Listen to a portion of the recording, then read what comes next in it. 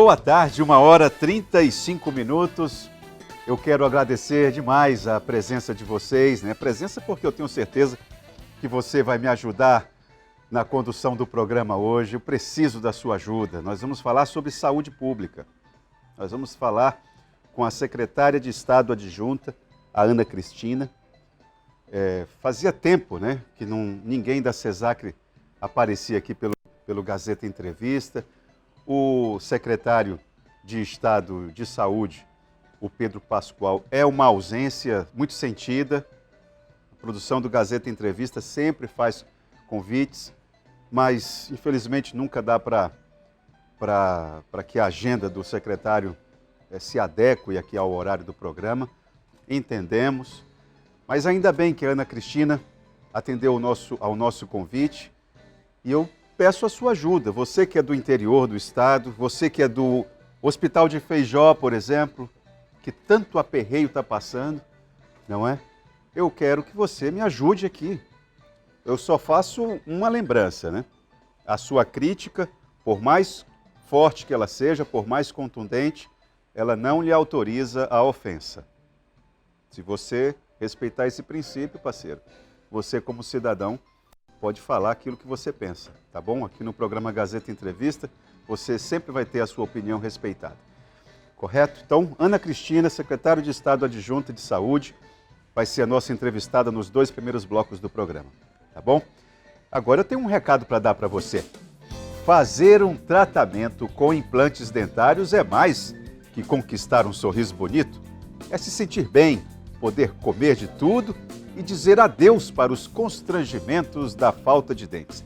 Dá uma olhada nesse recado do Leonardo sobre a Oral Sim Implantes, a número 1 em implantes do Brasil, para você conhecer mais vantagens desse tratamento. Aperta o biloto, Lala. Vamos mandar uma selfie pra Ana? Ah, não. Minha dentadura não tá legal. Ah, faz um implante, Maria. Eu não, muito caro. Que caro. Peraí. Ô, Leonardo. Chega de sofrer, dona Maria. A Oral Sim tem o tratamento certo pro seu sorriso e pro seu bolso. Pode confiar. Não é porque eu sou o Leonardo, não. É água, tá, gente? Ligue e agende a sua avaliação. Os telefones são os seguintes: 0800 750 5571 e tem o celular que é o 99234 1903. Oral Sim, a clínica mais indicada do Brasil. Muito bem. Deixa eu só fazer aqui um breve comentário, senhor Laércio. O senhor pode apertar o biloto rapidamente? Corda está puxada entre a Assembleia Legislativa do Estado do Acre e o gabinete do governador Gladson Cameli. E o que ajuda a tensionar a corda, debate a respeito do ICMS.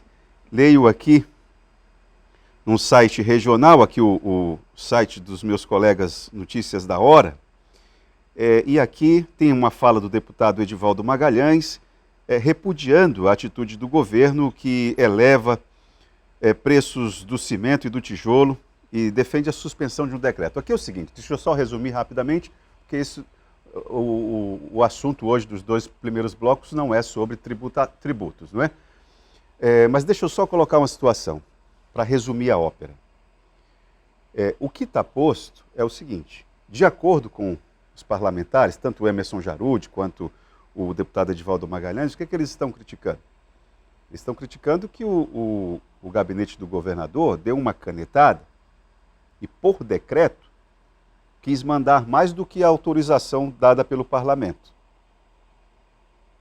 E aí, aumentar a alíquota de ICMS de 17% para 19%. Numa hora como essa, e sobretudo de produtos como tijolo, cimento, não me parece algo muito sensato. Conversei com algumas pessoas ligadas à Secretaria de Estado de Fazenda e tem olhares de todos os jeitos. Mais prudente, bom, primeiro que pessoas ligadas à direção da Cefaz rechaçam o argumento do parlamentar. Dizem que o parlamentar não está com a abordagem correta, que não é isso, que o governo está cumprindo a lei, apenas dizendo que o governo está respeitando aquilo que diz o texto legal. Agora, pessoas da própria Secretaria de Estado de Fazenda também ponderam o seguinte: olha, a Cefaz está agindo de acordo com a lei. O problema é você exigir a aplicação fria da lei num momento como esse. Aí é quando deveria entrar a política, ou uma pessoa com sensibilidade ali no gabinete do governador, para poder entender que essa ideia de substituição tributária ou de fazer valer aquilo que a lei permite, mas nesse momento, parceiro, logo em produtos como cimento e tijolo, quando as pessoas estão podendo voltar, algumas podendo voltar, já com tanto aperreio, ainda tem que lidar com esse tipo de situação, com produtos, eu diria, básicos nesse momento, né? É uma situação para se pensar, né? Então, assim, a ciranda é a seguinte: a Cefaz cumpre a lei, aquilo que a lei permite. Só que há possibilidade de que a postura seja outra, em função desse momento. E é essa falta de sensibilidade que a gente exige, né, como cidadão, diante desse momento que nós estamos vivendo. É só isso. Ana Cristina, boa tarde, seja bem-vinda ao Gazeta Entrevista. Boa tarde a todos que nos assistem. Você viu meu chororô no início do programa, né? Falando que fazia tempo que não vinha gente da CESACRE aqui. Né? Mas sintam-se, né, abraçados pelo doutor Pedro. Realmente o doutor Pedro está nessa correria pelo interior, rodando nas nossas unidades do interior, olhando as necessidades de perto. Hoje mesmo ele está em Cruzeiro do Sul. Eu digo isso porque a CESACRE é um bicho grande demais e importante demais para ficar em silêncio durante tanto tempo. Por isso que é importante a sua presença aqui, entende? Com certeza. Ana, eu queria inclusive começar por algo que eu acho que é fundamental tratar aqui no Gazeta Entrevista, no que se refere à saúde, que é a relação da CESACRE com os servidores públicos, com os trabalhadores. Como é que está o nível de diálogo com os sindicatos no que se refere à reformulação do PCCR? Isso foi uma das missões passadas para a gente pelo nosso governador Gladys Cameli, né? Além da gente cuidar das pessoas com carinho, com cuidado, dar aquela assistência necessária, que nós pudéssemos também cuidar dos nossos trabalhadores. E o doutor Pedro já visualizou a situação e a gente optou por, nesse momento, contratar uma empresa que faça a revisão do nosso PCCR, visto que essa revisão do PCCR é algo muito técnico e que demanda muito tempo. E aí o doutor Pedro optou por contratar uma empresa. A gente já está na fase de conversa com algumas empresas, como Fundação Getúlio Vargas, Fundação Dom Cabral, para que a gente possa escolher a melhor empresa para que possa estar trabalhando a revisão do PCCR. Nós estamos em abril. O Pedro Pascoal, primeiro, quero saber, ele já conversou com todos os sindicatos que representam os servidores públicos? O doutor Pedro já teve uma conversa, né? Inclusive na conversa ele anunciou para os sindicatos que haveria a contratação dessa empresa para a revisão do PCCR, e a expectativa da gente é que até outubro a gente esteja com esse PCCR já revisado, renovado. Nós temos algumas situações que são meio estranhas. Você viu agora eu falando a respeito de uma situação que, do ponto de vista técnico, a Cefaz tem um respaldo legal, mas do ponto de vista político, me parece uma tremenda falta de sensibilidade. Então, fiquemos com essa referência. Corre-se o risco de essa empresa, ou Fundação Dom Cabral, lá de Minas Gerais, ou a Fundação Getúlio Vargas, de São Paulo, eles chegam a um diagnóstico. Agora, para bater o martelo, precisa do aval de vocês. A Fundação Getúlio Vargas não conhece o Acre, não sabe do Acre, mas vocês conhecem. Afinal de contas, corre o risco deles apontarem para um rumo e vocês definirem para outro? Como é que expectativas você pode alimentar? Na realidade, antes de decidir, né, pela contratação dessa empresa, nós fizemos alguns estudos E o próprio Ministério Público do Estado do Acre contratou a empresa para fazer revisão do PCCR deles, com essa vista de fazer concurso logo em breve. O que acontece no Estado hoje é que nós temos aí 23 anos de um PCCR que aí se há de convir, que é um PCCR que está caducando já, né, um tempo que não é revisado. E, tecnicamente, a gente precisa do apoio dessa instituição para fazer a revisão técnica, mas isso não significa dizer que isso não será feito junto com os sindicatos e junto com as categorias que aqui estão. Inclusive, em uma das conversas que a gente teve com a Fundação Dom Cabral, um dos alinhamentos que eles fizeram é justamente esse, que durante o processo serão feitas várias conversas com os servidores e com os sindicatos, com as instituições, para que a gente possa, junto com eles, definir alguns parâmetros. Claro que existem leis, legislações que precisam ser seguidas, mas isso não vai ser feito à revelia dos sindicatos de forma nenhuma. É importante ouvir isso de você, porque ninguém quer um plano de cargos e carreiras que seja irresponsável do ponto de vista fiscal, mas também só observar essas questões ali da métrica da contabilidade também não vai dar conta do recado, né, Ana? Isso, porque a gente tem legislação, a gente tem piso salarial de categorias, mas a gente também olha para a especificidade regional, né, e olha também para a necessidade. É como eu falei para vocês, a gente já tem um plano que está vigente há 23 anos, então isso é muito tempo, né? A gente precisa realmente de uma revisão desse PCCR para a gente adequar algumas situações. Às vezes eu fico me perguntando por que quem lida com o universo sindical não hesita em dizer que o servidor da saúde é aquele que tem o pior plano de cargos e carreiras. Mas foram basicamente todos eles formulados numa mesma época, mais ou menos tem todos essa mesma idade aí. Agora, por que na saúde isso ficou dessa forma assim? A que você atribui isso? Eu acho, Tan, que isso ficou latente, muito mais latente durante a pandemia, né? Pela sobrecarga de trabalho nos trabalhadores em saúde.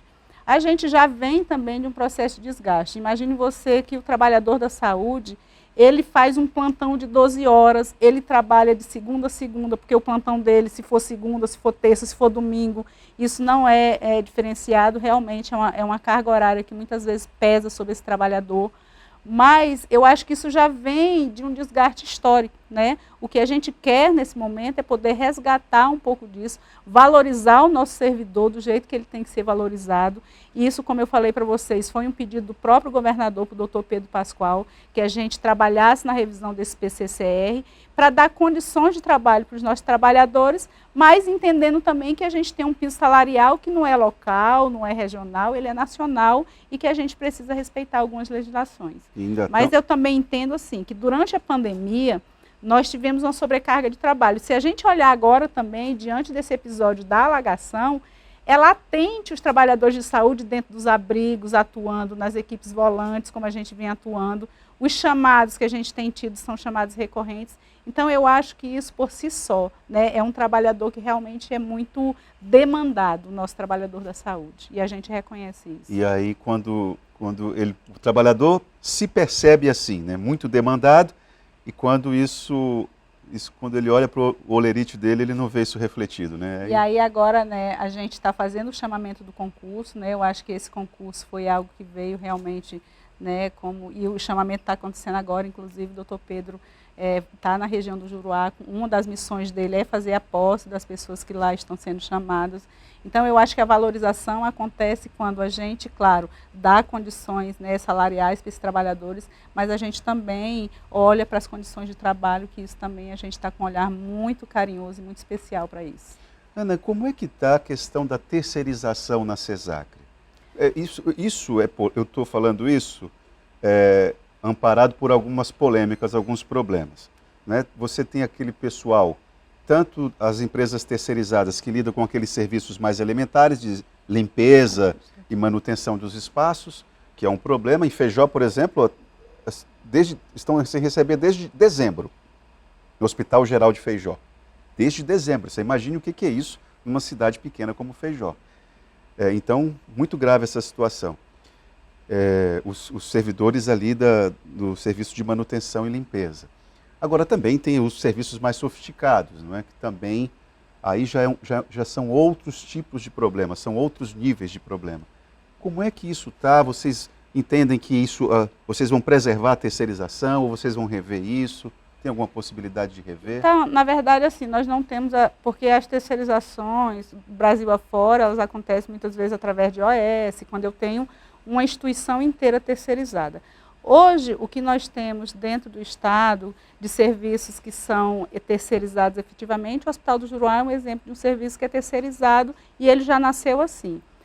Dentro do Estado hoje não existe nenhuma discussão que direcione para a terceirização. Essas empresas contratadas, como você disse, para serviços mais, né, de manutenção, de limpeza e conservação, são empresas que foram contratadas para que possa fazer esse serviço mais elementar, como você falou.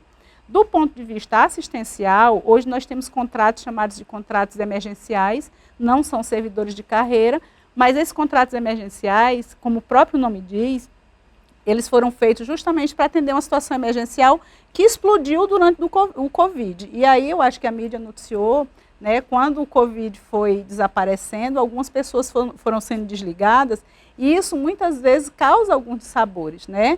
A pessoa foi vinculada, quando ela é vinculada justamente com essa configuração de contrato emergencial, mas nem sempre quando essa pessoa é desligada, ela entende que ela foi vinculada por um tempo determinado. O chamamento do concurso foi, inclusive, uma demanda dos órgãos de controle. Quando a gente faz o chamamento do concurso, a gente vai desligar alguns contratos emergenciais, né? E é bom que a gente esteja nesse espaço e possa colocar isso, porque isso não é uma demanda da CESACRE escolher quem vai ser desligado. Existe um chamamento do concurso, inclusive, muitas pessoas que passaram no concurso são pessoas que mantêm contrato emergencial, né? Isso não é 100%, mas algumas pessoas que foram aprovadas no concurso mantêm contrato emergencial com a CESACRE. E a orientação dos órgãos de controle é: você contratou um efetivo do concurso, você vai ter que obrigatoriamente desligar um contrato emergencial. Sim. Né?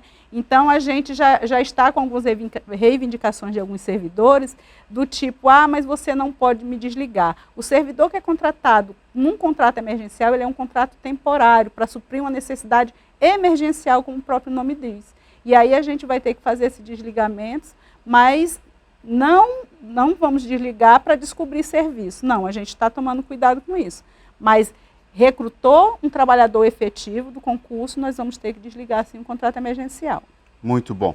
Tem aqui uma pergunta da Valzilene Aquino. Muito obrigado, viu, Valzilene, pela sua pergunta, mas eu vou fazê-la após o intervalo, tá bom? Vamos para o intervalo? Já estou pegando o carão aqui, daqui a pouco a gente volta com Ana Cristina, secretária de Estado adjunta de Saúde, conversando conosco aqui no Gazeta Entrevista.